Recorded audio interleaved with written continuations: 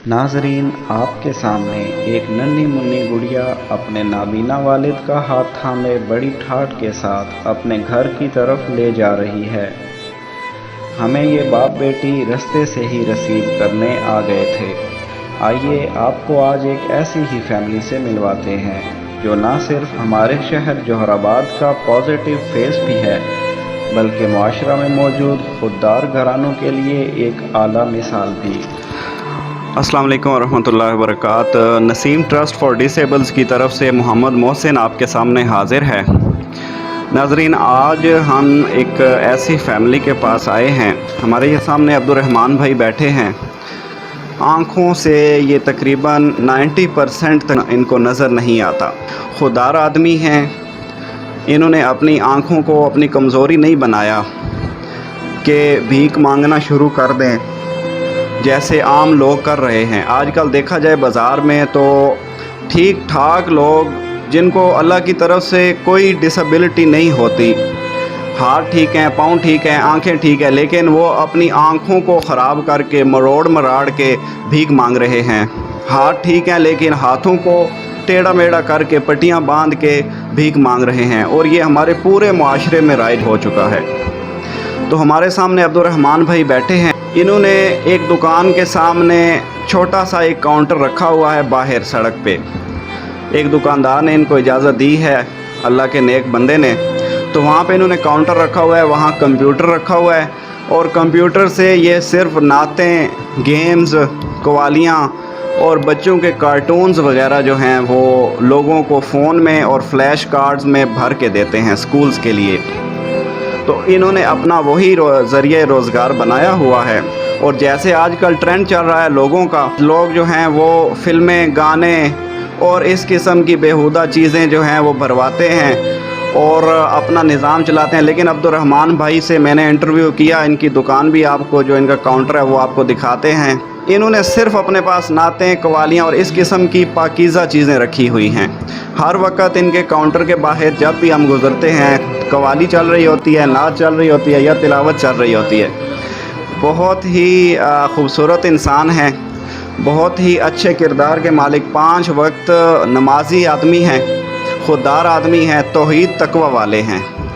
तो आज हम इनके घर आए हैं, इनसे इनकी ज़ुबानी सुनते हैं कि कैसे गुज़र बसर हो रहा है, कैसे घर के इंतज़ाम चल रहे हैं। इनके 3 बच्चे हैं माशाल्लाह, और इन्होंने घर का निज़ाम चलाया हुआ है। जी, मेरे जो है ना, मुझे पहले कुछ दिखता था, मेरे ना 3-4 साल से ना मेरा नूर इतना कम हो गया, मुझे बहुत कम नज़र आता है।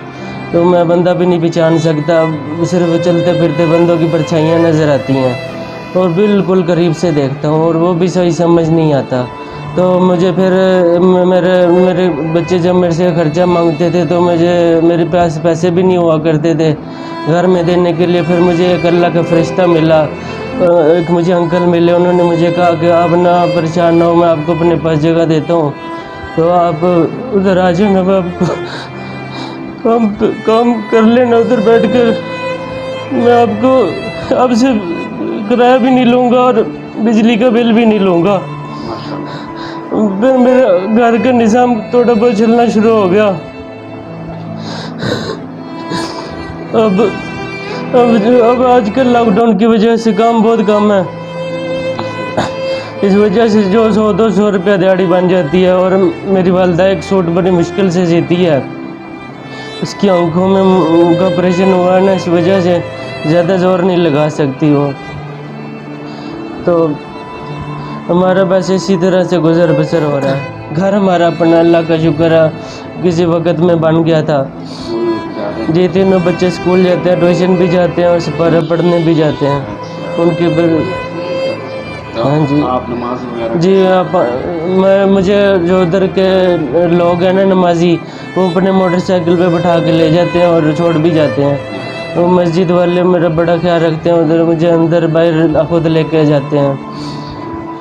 और दुकान तक आप कैसे? जी, रिक्शे पे जाता हूँ, कभी कभी पैदल भी जाता हूँ, लेकिन वो भी रास्ते में मेरी सटीक देखकर लोग मुझे बैठा लेते हैं। जी।